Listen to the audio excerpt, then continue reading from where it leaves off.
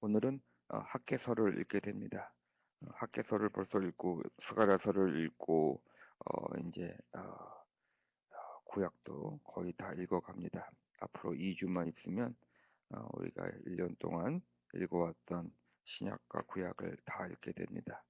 참 감사합니다. 우리 성도님들과 같이 어떠한 지난해에는 계속 타픽을 중심으로 하는 그러한 설교와 성경 공부를 했다면 금년에는 참 꾸준히 우리가 설교나 성경 공부를 이 성경책 그대로 읽으면서 해온 곳이 참 감사합니다. 음, 이 학계는 어, 언제 쓰여진 거냐면 어, 어, 이 포로 생활에서 돌아와서 그 백성들이 다시 예루살렘에 성전을 지으면서 한 16년 정도 지난 후에 내용이라고 보시면 되겠습니다. 여기서 나오는 다리우스 왕은 우리가 지난번에 읽었던 다니엘서에 나오는 그 다리우스 왕은 아닙니다. 그 왕과 다른 왕임을 먼저 말씀드립니다. 페르시아가 어, 이제 전 지역을 통일하고 바벨로니아를 다 어, 무너뜨리고 통일한 뒤에 고레스 왕은 칙령을 내려서 예루살렘 성전을 재건하라 그러고 또 사람들을 내보냅니다. 여룻바벨이 한 5만 명의 사람들을 데리고 귀향했다라고 성경은 우리에게 말하고 있습니다. 그때가 500 BC 536년 정도라고 합니다. 근데 성전의 기초를 놓고는 2년 후인 BC 534년에 그 지역에 있는 사람들의 반발과 여러 가지 어려운 이유 때문에 그 성전 재건이 멈추었습니다. 2년 동안 돌아와서 열심히 성전 재건을 하다가 2년 만에 성전 그 재건 건축이 멈추고 말았습니다. 이때 이 학계 어, 선지자가 예언자가 하나님의 말씀을 백성들에게 전하는 그러한 장면이 오늘 우리 학개서의 본문입니다. 이렇게 학개를 통하여서 학개 예언자를 통하여서 하나님께서 말씀하십니다. 성전이 이렇게 무너져 있는데 지금 너희만 잘 꾸민 집에 살고 있을 때란 말이냐라고 질문을 합니다. 성전이 이렇게 무너져 있는데 그냥 아마도 그때도 그랬나 보죠. 성전은 무너져 있지만 자기 집들은 다 잘 짓고 자기들의 삶은 이 세상에서 포로상에 돌아와서 다시 예루살렘으로 돌아와서 열심히 집을 꾸미고 아마 살았지 않나 이렇게 상상해 봅니다.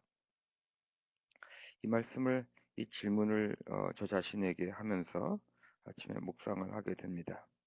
성전이 이렇게 무너져 있는데 지금 너만 잘 꾸민 집에서 살고 있느냐라고 하는 질문을 가지고 아침에 묵상하게 됩니다. 음, 이 말씀이 저에게는 이렇게 들립니다. 너의 영적 센터가 너의 영적인 중심이 하나님께로 향하고 있지 않는데 지속적으로 고집을 부리며 이 세상에서 영원히 살 것처럼 집을 꾸미고 그 안에서 안주하려고 하느냐라고 하는 질문으로 저에게 들려옵니다. 우리는 정말 이 세상에서 영원히 살 것처럼 사는 것 같아요. 이 세상에서 우리가 짓고 있는 어떠한 꿈이나 어떠한 계획이나 어떠한 사업이나 그 모든 것들이 내가 이 세상에서 살기 위해서 내 이 세상에서 편하게 살기 위해서 정말 하고 있는 것처럼 살고 있는 것 같아요. 우리는 이 세상에서 보냄을 받은 자들이고 이 세상을 지나가는 여정길에 놓여 있어서 본향으로 돌아가는 야근의 인생을 살고 있는데도 불구하고 우리는 그 여정길, 그 믿음의 그 여행길을 어, 왠지 무시한 채 그냥 내가 거하는 이곳이 나의 영원한 장소인 양, 이 장소들을 꾸미고 또 그 안에서 안주하려고 어, 몸부림치지 않나, 고집부리지 않나 생각하게 됩니다. 어, 마태복음 6장 31절에 보면은 이런 비슷한 말씀이 있어요. 그때는 예수님께서 질문을 하십니다. 그러므로 무엇을 먹을까, 무엇을 마실까, 무엇을 입을까 하고 걱정하지 말아라. 이 모든 것은 모두 이방 사람들이 구하는 것이요. 너희의 하늘 아버지께서는 이 모든 것이 너희에게 필요하다는 것을 아신다. 너희는 먼저 하나님의 나라와 하나님의 의를 구하여라. 그리하면 이 모든 것을 너희에게 더하여 주실 것이다. 그러므로 내일 일을 걱정하지 말아라. 내일 걱정은 내일이 맡아서 할 것이다. 한날의 괴로움은 그날에 겪는 것으로 족하다. 이렇게 예수님께서 말씀하시면서 이 세상에서 살려고 먹을까 마실까 무엇을 입을까 걱정하지 말고 이 세상의 여정길에 필요한 것은 하나님께서 아시니 그런 것들은 다 채워주실 것이니 우리들은 먼저 하나님의 나라와 하나님의 의를 구하라고 이 아침에 예수님께서 우리에게 말씀하고 계십니다. 곰곰이 돌이켜 보아라라고 말씀합니다. 무엇을 돌이켜 보라고 말씀하시는가 생각했더니 우리가 하나님의 나라와 의를 먼저 구하지 않고 이 세상에서 영원히 살 수 있는 양 이곳에서 안주하려고 잘 꾸민 집에서 살려고 노력하고 고집부리고 있는 동안에 과연 무슨 일이 일어났는지 한번 생각해 보라고 곰곰이 생각해 보라고 얘기하고 있습니다. 너희는 씨앗을 많이 뿌려도 얼마 거두지 못했으며 먹어도 배부르지 못하며 마셔도 만족하지 못하며 입어도 따뜻하지 못하며 품꾼이 품삯을 받아도 구멍난 주머니에 돈을 넣음이 되었다라고 말씀합니다. 참 그런 것 같지 않아요?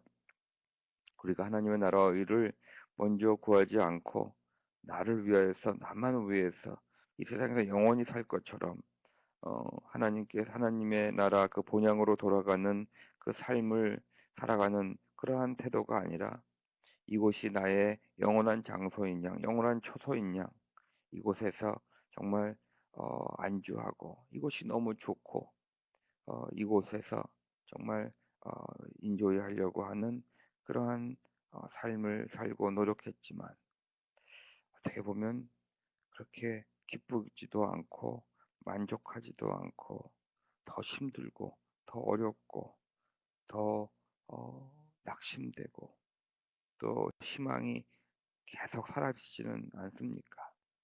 더 열심히 노력하고 이 세상에서 살려고 노력했는데 점점점 더 낙심되고 더 희망이 없어지는 것은 무엇은 이유일까요? 오늘 우리는 정말 어, 곰곰이 생각해 보아야 합니다. 정말 묵상해야 됩니다. 이 세상에 살고 있으면, 이 세상에 안주하고 있으면, 이 세상의 메시지는 정말 건강하지 않을 사람이 없을 것 같고, 정말 그 모든 애드버타이즈와 선전을 통해서 들어보면, 그 약 먹으면 건강이 정말 젊음이 유지되고 늙지 않을 것 같고, 죽지 않을 것 같고, 이 세상에 그 어떤 사람도 이쁘지 않은 사람이 없고, 정말 살찐 사람이 없을 것 같고, 정말 이러한 세상의 보이스들이 우리들을 현혹시키는데 가만히 보면 우리 주위에 더 많은 사람들이 건강 때문에 힘들어하고 있고 관계가 무너져서 괴로워하고 있고 죽은 자를 때문에 정말 신음하고 있지 않나 생각하게 됩니다. 이때 하나님께서 말씀하고 있습니다. 산에 올라가서 나무를 베어다가 성전을 지어라. 그러면 내가 그 성전을 기껍게 여기고 거기에서 내 영광을 드러내겠다. 이렇게 말씀하십니다. 이제 더 이상 어, 이 세상에서 안주하려고 노력하는 것이 우리에게 진정한 기쁨과 우리에게 그 행복함을 주지 않는다고 하는 것을 빨리 깨닫고 이제 산에 올라가서 나무를 베어다가 성전을 지으라고 말씀하십니다. 우선순위를 우리에게 말씀하고 계십니다. 우리가 이 세상에서 그 여정길에서 즐겁게 살지 말라는 것이 아니라 그 우선순위가 무엇인지를 우리에게 오늘 말씀해주고 계십니다. 먼저 성전을 너희들의 영적 센터를 너희들의 기도의 삶을 먼저 우선순위로 두라고 얘기를 하고 있습니다. 산에 올라가는 수고로움을 정말 아침에 기도하려고 일어나고 순간순간 성령님과 사귐을 통하여서 성령님이 주시는 그 음성을 듣고 분별하며 그 순종하려고 하는 그 수고로움을 택하라고 말씀하고 있습니다. 나무를 베는 그러한 고역과 힘듦, 그러한 힘듦을 감당하라고 말씀하고 있습니다. 우리는 이 세상을 살아가면서 어렵고 힘든 것을 다 피하려고 그러고 나의 인생에서는 아무런 어려움이 없기를 바라는 그러한 태도를 가지고 있는데 그러지 말고 이 세상에는 우리 특별히 기독교인이 이 세상을 살아가려면 사탄 마귀들이 얼마나 우리를 괴롭히고 넘어뜨리려고 그러고 이 세상의 풍조대로 살지 않기 위해서 안간 힘을 쓰는 우리들이 정말로 얼마나 어려운 삶을 살아가겠습니까? 그 어려운 삶을 그 힘듦을 피하려고 하지 말고 함께 하시는 그 주님의 손을 붙잡고 우리에게 매일매일 새 힘을 주시는 우리의 손과 무릎에 힘을 넣어 주시는 성령님과 함께 그 힘든 어려움을 뚫고 나아가라고 감당하라고 말씀하고 계십니다. 그래서 성전을 지으라고 우리들의 심령 안에 영적인 센터 속에 생초리를 지으라고 말씀하고 계십니다. 우리들의 영적 센터가 이루어질 수 있는 유일한 방법은 성령님과의 사귐과 친밀함을 통하여서 이루어집니다. 근데 모든 사람들이 구절 말씀을 보니까 나의 집은 나의 성전은 너의 심령의 생타는 이렇게 무너져 있는데 너희는 저마다 제 집 일에만 바쁘기 때문이다라고 말씀하고 계십니다. 오늘 아침에 또 제가 좋아하는 메타포릭한 이미지가 또 생각이 나네요. 저마다 제 집 일에만 바쁘다라고 하는 말이 여러분들 매일매일의 삶이 꼭 다람쥐 쳇바퀴처럼 돌아가는 것 같지 않아요? 너무너무 바쁜데 지나고 나면 무엇을 했는지도 모르고 내가 어디에서 왔고서 어디로 가는지도 모르겠고 내가 이곳에서 왜 있는지 잘 모를 때가 많지 않습니까? 너무너무 바쁜데 너무너무 노력을 많이 해서 밤이 되면 지쳐 있는데 왜 내가 오늘 무엇을 했는지도 무엇 때문에 이렇게 수고를 하는지도 내가 지금 어디로 가고 있는지도 모르지 않습니까? 그런데도 불구하고 그 다음 날이 되면 또 똑같은 일들이 반복되지는 않습니까? 훌라후프라고 하는 그, 그 운동이 있죠. 호프를 돌리는데 호프를 잘 돌리는 사람하고 잘 못 돌리는 사람의 차이를 보면 못 돌리는 사람은 그냥 온몸을 비틀면서 돌리는데도 훌라후프는 떨어지는데 이 중심을 잘 잡고 훌라후프를 잘 돌리시는 분은 정말 거의 움직이지 않는 것처럼 훌라후프를 하루 종일 돌려도 피곤하지도 않고 요동치도 않고 아주 하루 종일 돌릴 수 있습니다. 그 이유는 그 센터를 그 중심을 잘 잡았기 때문입니다. 오늘 여러분에게 도전합니다. 여러분의 삶이 바쁘고 하지만 왠지 그 안에 심령의 센터가 영적인 센터가 무너져 있다면 오늘 그 성전을 먼저 짓는 여러분이 되기를 원합니다. 그 일은 쉽지가 않습니다. 산에 올라가는 수고를 해야 되고 나무를 베어야 하는 그러한 고역을 힘듦을 감당해야 되고 성전을 짓는 그러한 노력을 해야 합니다. 여러분의 그 심령의 그 센터 속에 항상 이 성전이 준비되기를 기도할 수 있는 기도의 삶을 드릴 수 있는 성령님과의 친밀한 교제를 할 수 있는 그 센터가 준비되기를 간절히 기원하며 축복합니다.